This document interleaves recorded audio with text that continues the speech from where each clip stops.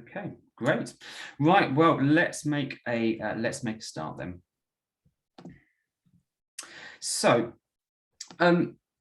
the strategy and why suddenly the trustee board have decided that now is the right time to launch the strategy for the group for the next couple of years. And I think before we start talking about the specifics, I think it's always important with these things to do a little bit of framing. And why is it the trustees have decided that now is a good time for a strategic plan? Well, some of you maybe know a huge amount about charity trusteeships, others may less so.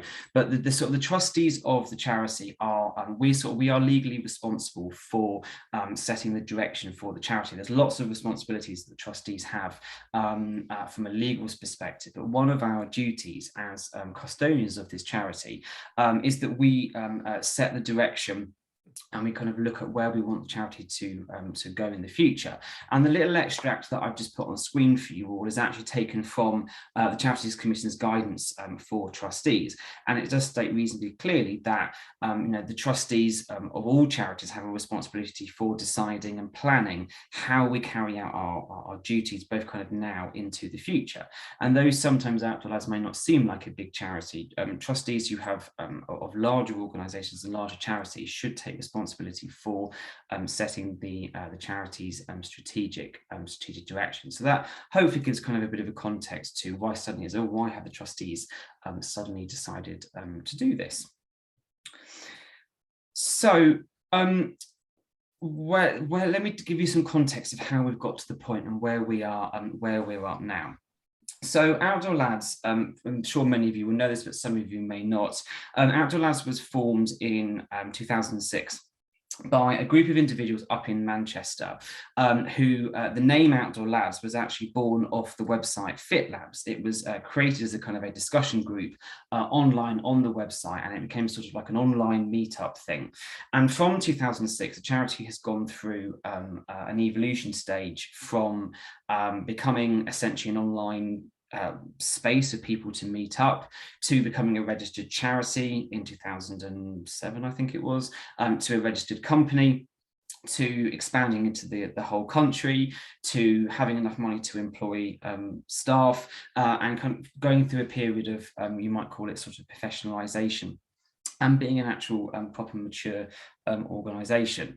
But obviously 2006 was quite a long time ago, and the world and the way in which we operate has moved on a little bit. And as part of the duties of a trustee is not just to necessarily hold on to what we have done in the past, but also look to the future and say, actually, where do we want the organisation to look and feel and move to? So it's also important when we talk about strategy that we do some scene setting, and we actually kind of outlay what the current state of play is. And you'll hear more about the state of play of OutdoorLads at the AGM, but I think it's always good to do a little bit of framing in terms of where the charity is at as of today. So as of today, our event programme and our offering still remains very popular with our members. Our events broadly have pretty good capacity, and we run over sort of 1,300 events. If you take COVID as a slight hiccup in that, our event program still remains very, very, very popular today. We still have a good, strong leader base. We have over 300 registered leaders with OutdoorLads, and we still continue to have a pipeline of applications for members who wanted to step up and go through that journey to become a leader of OutdoorLads. Our recovery plan from COVID has worked exceptionally well. It was a big gamble in the early spring last year whether or not OutdoorLads should relaunch our event program, try to run some big events, get the hostel and camping program re-established, but broadly the gamble has worked very well. And by the end of March 2022, we had delivered over 1,300 events. Actually, 20 more. There's a typo on that. There's actually 21 more events than what we had run by the time lockdown had hit in March 2020. So a massive concerted effort got OutdoorLads back off the ground. And as a result, we ran over 13,000 event spaces, which was excellent. The group is broadly in a strong financial position. We had, for those who were at the AGM last year, you might have heard that we were very fortunate to get our VAT refund last summer of £107,000 that acted as a real financial buffer to some of the losses that we made during COVID. But broadly, the group is in a very good financial position. Some of you may know this, but just in case you don't, we are very fortunate as a charity that we have a staff team to deliver what we describe as the core administrative functions as the charity. So I appreciate you guys as leaders, you lead all of our activity, but what we describe as the core admin function of the group is run through our staff team. Generally, our membership numbers are still pretty good. We've regained pretty much most people who have left, who left during the pandemic. People did leave the organisation during the pandemic, but where we are now is in a much healthier position compared to this time last year, and we've regained the majority of people who left during COVID. So that is state of play part one. Broadly, a reasonably good position of where we are at as a charity. So let's maybe look at the other side of the coin in terms of maybe some of the challenges that we face as a organisation. So our membership as a group has been at 1,500 for the last couple of years. It's bounced up and bounced down a little bit. But we are broadly we've been at a membership of 1,500 for the last couple of years. When the organisation first formed, it took a couple of years to push through into that 1,500. So we're talking paid members here, so people who are full up paid members of the charity. But really, since about 2017-18, we've experienced a plateau of that membership group. Though we're still seeing a reasonably okay flux of individuals joining, some of maybe our long-standing members and some individuals who've been around for quite a while and we haven't stuck around. So we're seeing a few different trends in terms of membership, but we're not seeing that sustained growth of new people coming in and existing people staying with us like we had done sort of 8 to 10 years ago. So there's been a slight change in our membership pattern, but we've been reasonably static at 1,500. We are reasonably lucky as a charity that we haven't really got any major national competitors, and we kind of haven't done since the charity's creation. But over the last couple of years, we have started to see a couple of challenger groups, both nationally and locally, starting to form, especially on the local basis, and especially a lot more grouped around some of the specialism activities like climbing and biking.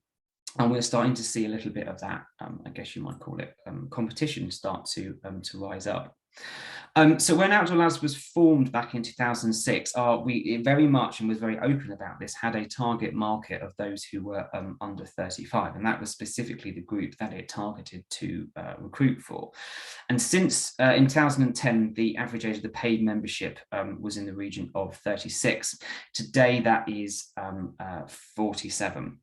And the big sort of trend that we have seen over the last couple of years is that we're not seeing that increased stream of under 35s come into the organisation like we had previously did. So we never had done brilliantly at getting under 25s. For lots of very good reasons, cost, university, where people are within their lives, OutdoorLads had never done brilliantly well at targeting that group. What we did do historically better at is targeting people in their late 20s, early 30s, through the factor of they join us when they need us. And we have slightly seen that trend drop off over the last couple of years. Though we have a very strong leader base, not all of our leaders lead activities. So of those 300 plus leaders that I said, only in the last 12 months, 57% of those leaders have been active. So yeah, 43% of our whole leader base, that's a good 150 plus leaders, haven't led an event over the last 12 months. And a very small number of our leaders lead an enormous amount of our events proportionally. And then one of the bits of feedback, and we'll come on to this in a second, was the OutdoorLads, the birth of the OutdoorLads as a charity, as I mentioned, came through Fit Lads. That phrasing of lads and the term OutdoorLads within our name has started over the last couple of years to feel a little bit old-fashioned, a little bit creaky, a little bit of a throwback to 15 years ago, and maybe isn't in line with where the rest of the world is moving to. So, bit of a two-sided coin here. Organisation today in a broadly very good state. But again, a couple of challenges that are starting to come through what we face as an organisation.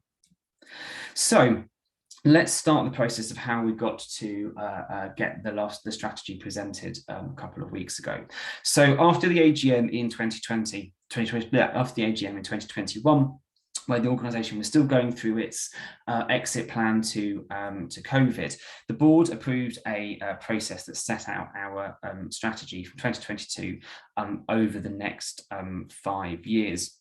We've done planning before, and a number of people on this call have been involved in different planning sessions and thought sessions, etc. But we wanted, as trustees, using the kind of COVID and coming out of it as a bounce board, to really think and be bold and ask some deep questions about what sort of Outdoor Lads should be, not just tinkering, but actually really look at what the purpose and the shape and the function of the organisation actually is. In the autumn of the autumn last year, so sort of 6 to 8 months ago now, we started looking through annual survey results from the last couple of years. Dave Banks, who's joined the call, has done a huge amount of work looking at data trends and analysis, what people are booking on, what they're not booking on, what people are engaging with, what people aren't engaging with, what are people doing with the organisation, how long are they sticking around for, how many events they're engaging with, etc., etc. And we ran some listening sessions with members, asking them some questions about what they'd like the future of the organisation to look like. So a sort of a package of analysis, I guess you call it, to help inform what we might think the future of ODL might look like. So from that information and from that work that we did in the autumn, the board spent a weekend in January asking ourselves some of these kind of more deep philosophical questions around the sort of the future of Outdoor Lads and where it should be, and if we're going to come up with a strategy of the future. A strategy, in the most simplest of nutshells, some people on this call may be heavily involved in strategic planning at work, some people may not. Strategy for me, in its simplest sense, is deciding what you're going to do with the resources that you have available to you. So when we talk about the organisation developing a strategy, in its simplest sense, is the board is simply deciding what the charity should be doing in the future. And as part of that, we looked at all these data, these analysis, this feedback from members to simply decide what we're going to do. So I hope that gives a little bit of a kind of flavour of the thinking process and around the kind of the journey that we've gone on to get the strategy ready. So what were some of the kind of the key outcomes from this piece of analysis? The first thing that we heard quite strongly from both the feedback surveys and the listening sessions that we run is that Outdoor Lads should be more diverse and better reflect the communities, the wider LGBT community that we serve. And we'll come on to that when we talk about some of those slides a little bit later. Again, we'll come on to this in a second, but values, and I'll talk a bit heavy because this is actually really important for leaders, and we really want to get your feedback on this, which is we've gone through an exercise of updating our values to be a bit more reflective to when a member comes to an event, when we're thinking about planning of any kind of Outdoor Lads activity, what should the flavour of that be? And I'll talk you through what those new values are. And the third, which I still think remains a pinnacle part of this strategy, is that universally our members still believe that the mental and physical well-being are important benefits of Outdoor Lads.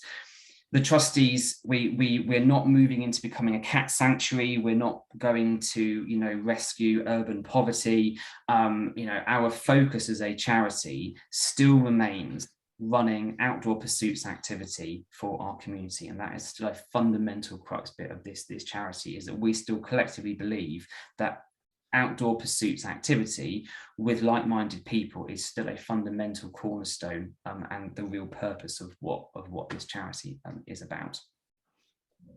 So we'll start off then in terms of the vision, because this really is kind of at the top of the pyramid of what our strategy is, and it is the future that we hope, and the kind of the real reason that we exist as an organisation. So the draft vision of the charity in the future is the freedom to be yourself in the outdoors. All of the research and all the testimonies that we still have from our members is that doing physical activity, whether it be through climbing or walking or hosteling or camping, outdoor pursuits activity with a group of like-minded individuals is still a fundamentally important purpose. This is the kind of the acid test to, should we still actually exist as a charity? Do we still have a purpose? Do we still have a remit and a reason to exist within communities? Do people still need us? And I think the vision is a very, very strong sentiment that says, actually, people still want to come on Outdoor Lads activity and Outdoor Lads events within the wider LGBT community, because they believe that actually getting engaged in participation activity with like-minded people is a safe environment for people to be in, and it still has a purpose, and it gives us a direction of where we want to be. So that what we see is the vision of where we would like to, what we see as our kind of our purpose and our kind of our cornerstone as a charity. The mission then, so the mission is a bit more directive, and the mission is really much more to do with what we do as an organisation and what is it. If you were to say in 5 years' time, what does Outdoor Lads or the future of Outdoor Lads do as an organisation?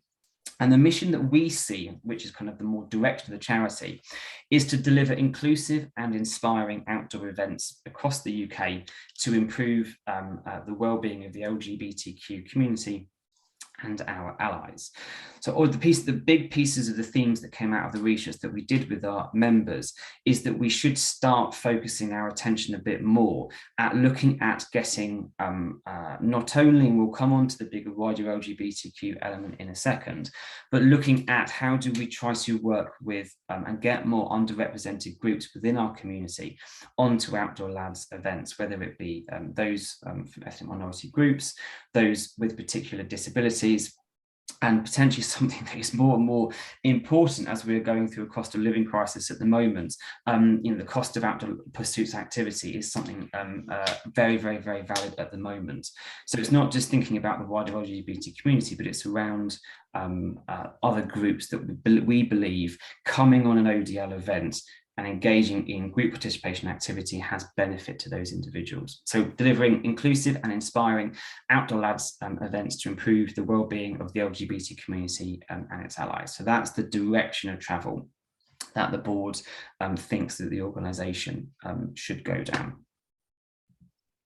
So let's talk about values then. So values is a really key part of any organisation, because whereas the mission is the what, this is the direction, this is where we believe the charity should be going as an organisation. The values, and especially you guys as leaders, is really, really important. The values is more around the how. So when a member comes on an event, what sort of experience should they be having coming on an Outdoor Lads event? We as leaders, I myself am a leader, I'm a hostel leader and a camp leader and a mountain leader. When we're thinking about running outdoor activity, if we were to do a piece of activity, are we running it and it meets the values and the expectations of what Outdoor Lads might look like? So we had 5 traditional values that we really had since the conception of Outdoor Lads: friendly, welcoming, adventurous, fun, and professional. And they really have been the bedrock of the organisation since it started. But we kind of thought, actually, is it time to think about a refresh? If we're thinking about the experience of a member coming on our event tomorrow, or a year's time, or in 5 years' time, what sort of an experience might we want someone to have coming on an ODL event? So here are the sort of the 5 new values which we think are much more relevant to the organisation of where we're at now: welcoming, adventurous, togetherness, excellence, and respectful. Conveniently, the acronym has formed WATER, which has been useful. Obviously, as water being a key part of all outdoor activity, we didn't design it around water, but it just kind of like conveniently fell into a useful acronym. So welcoming then, this is still a bedrock of the kind of both the old and new the value set, that we fundamentally are a warm and friendly organisation, that when people come on an Outdoor Lads event, whether or not you come for the first time or the 500th time, you should feel welcomed by everyone who comes on that event. And I think as a community and a wellbeing organisation, I think that we can't really not have something like feeling welcoming as an organisation coming to us. Adventurous, this is, I think, a really core value and something that means a lot to me as a leader of this organisation as well, which is we should be adventurous in the activities that we run.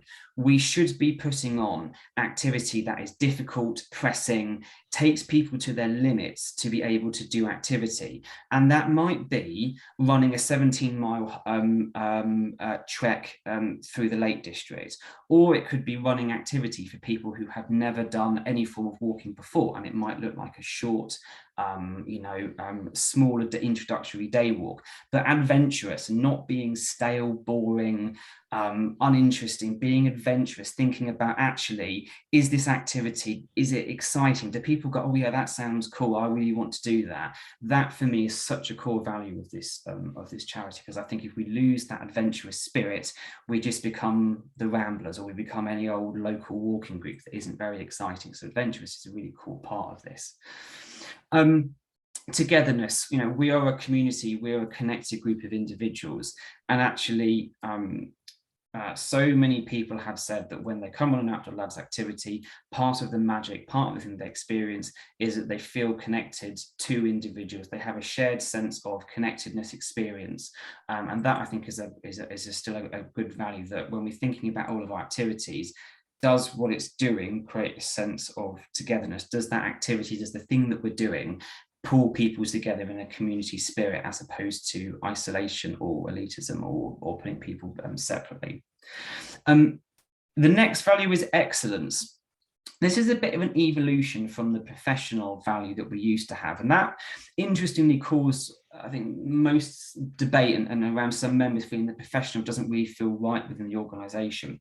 So excellence is a slightly different way of thinking about it, but it is still really important. And I think for leaders, what we mean by excellence is we are not a ragtag group of mates that runs activities dangerously, ad hocly, that actually you as leaders think, actually, I'm capable as an individual of running a really complicated day in the mountains, and Outdoor Lads has empowered me and trained me to deliver a safe, adventurous, welcoming event.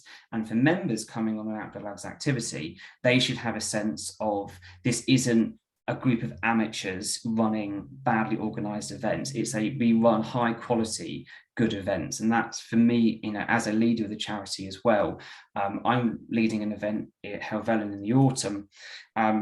I want to make sure that, and I'm hopefully going to be doing a grade 1 scramble, that it will be exciting, it will be adventurous, but it's got to be safe as well. And I think that's a real cornerstone.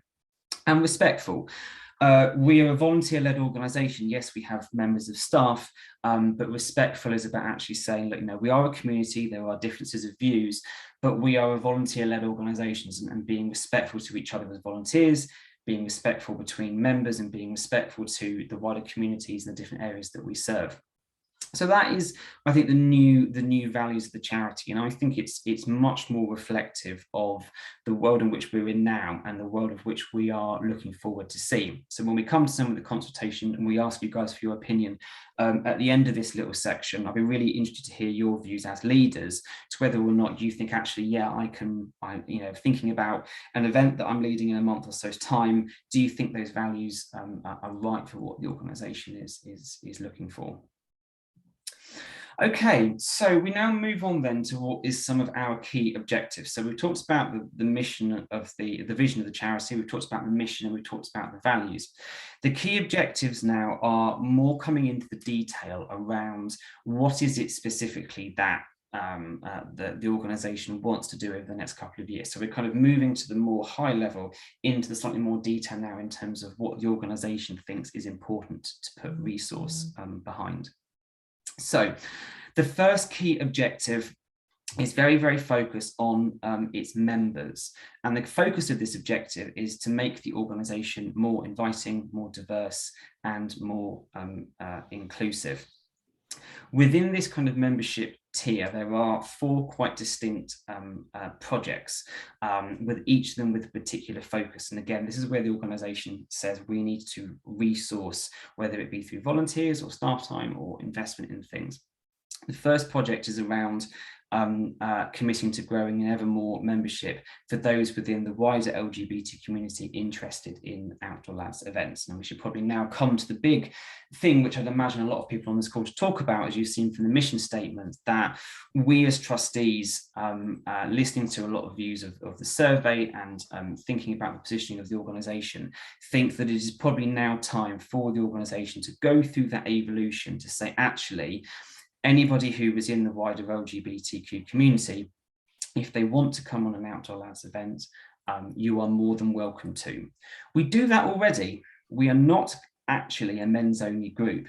Anybody that wants to come on our events, as long as they believe with the values and the ethos of the organisation, members of the wider LGBT community already have come on our events and probably will continue to do so.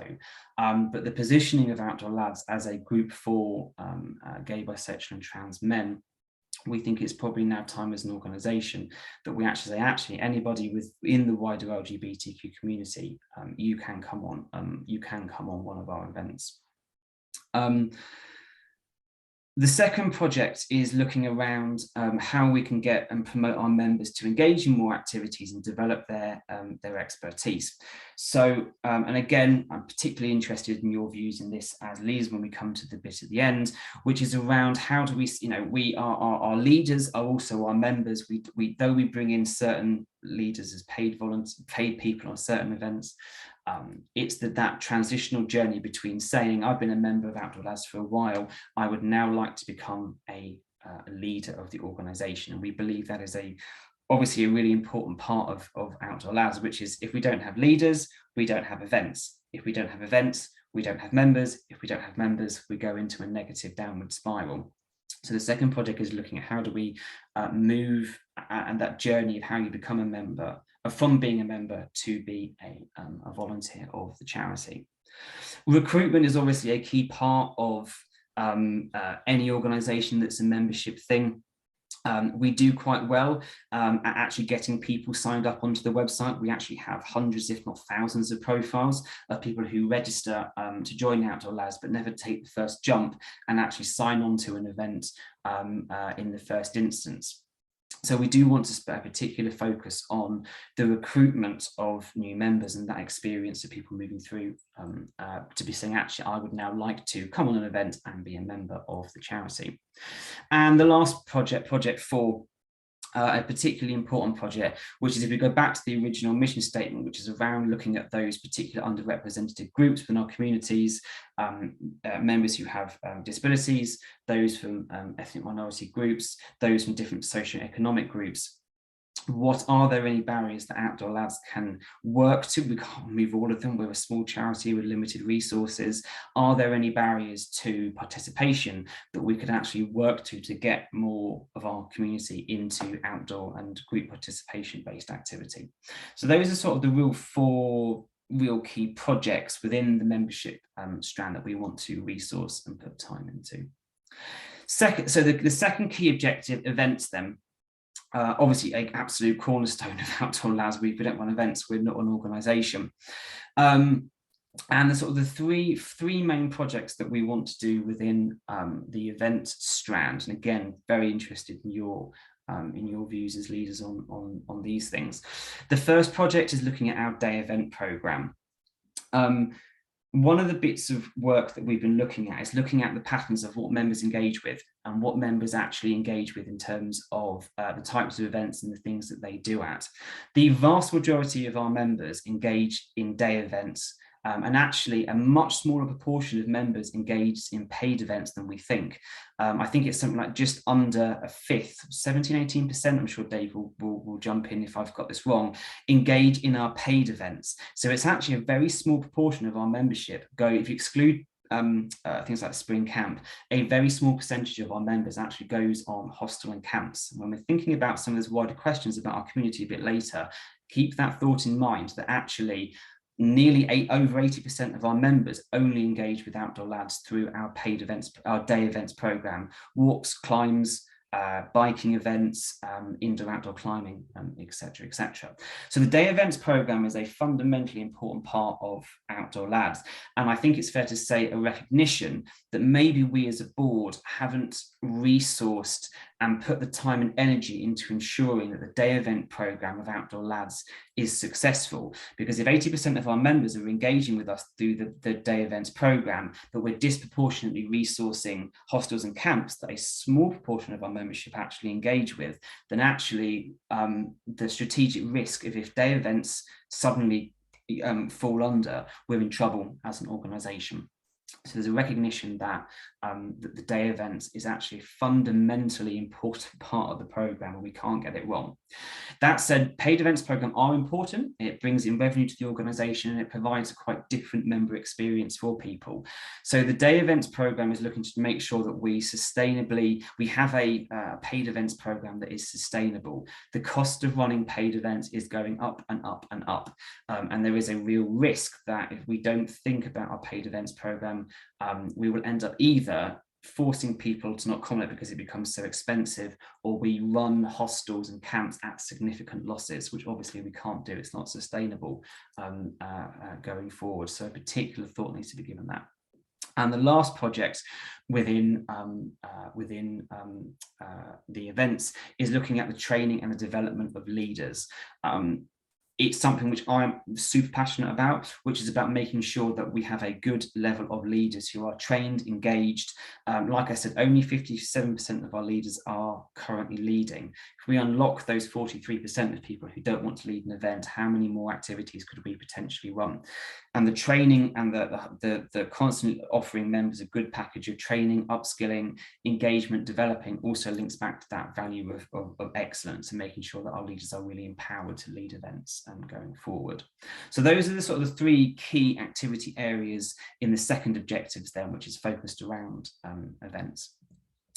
The last key, so of the three key objectives within the strategy, and I'm not going to spend too much time focusing on this one, is around actually how do we run and how do we operate as a charity. So because of the size and shape, and I know Outdoor Lads sometimes feels like quite a bureaucratic beast, and I think in parts we are, sometimes for good reasons, sometimes for bad reasons, is that actually an organisation of our size, shape and age should be thinking about how do we run and how do we be an effective organisation in the way in which we're managed as a charity and as a business and as an employer, and as a registered UK charity.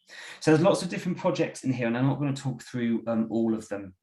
But I hope that the kind of projects make reasonable sense when I put them up on the screen. There's a combination of governance, of financial control methods, of looking at commercial opportunities, looking at our policies, procedures, looking at governance frameworks, etc. So I'm not going to talk a huge amount more about here, but this project is quite an internally looking piece of work with the real objective of we need to be an effectively managed charity going forward.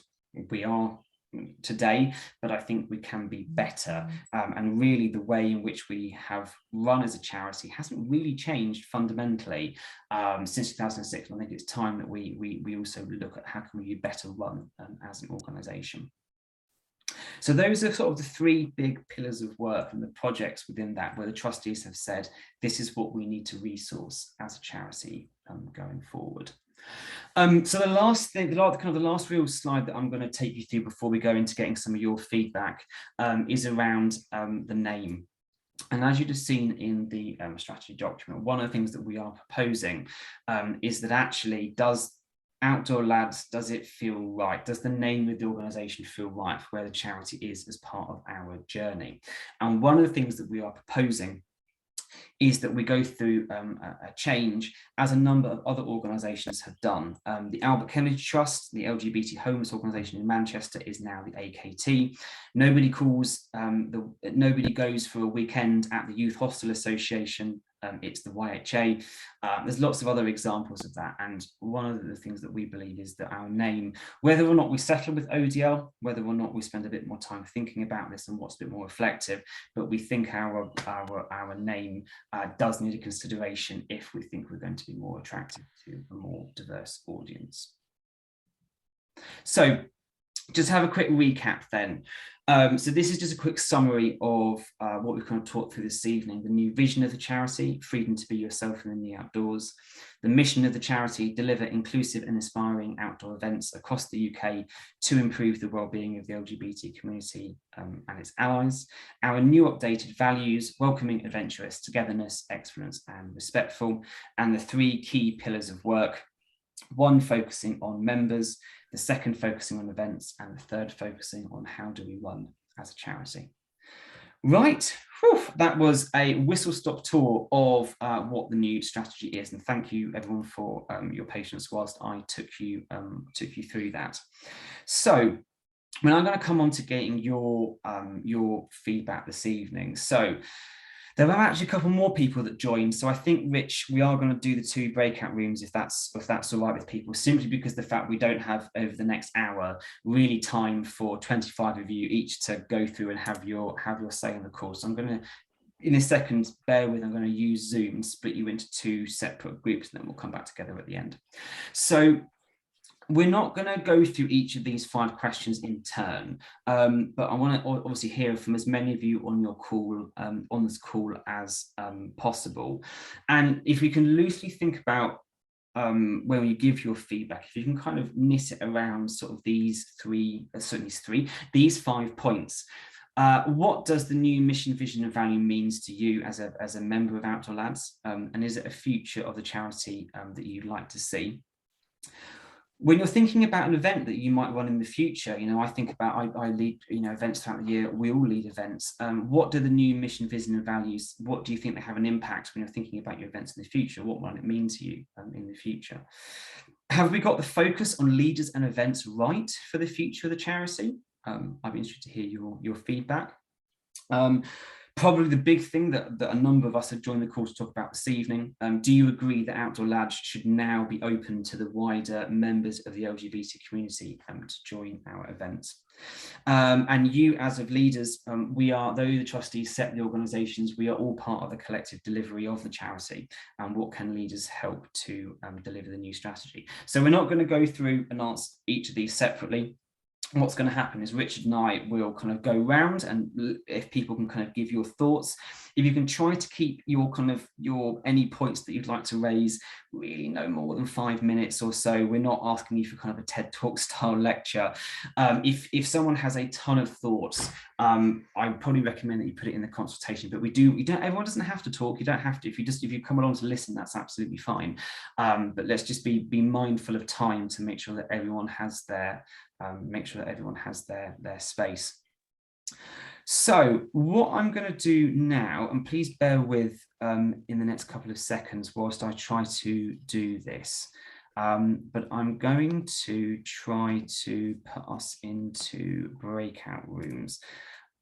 I wonder if I might have to stop sharing whilst I do this. Stop the recording. So stand by.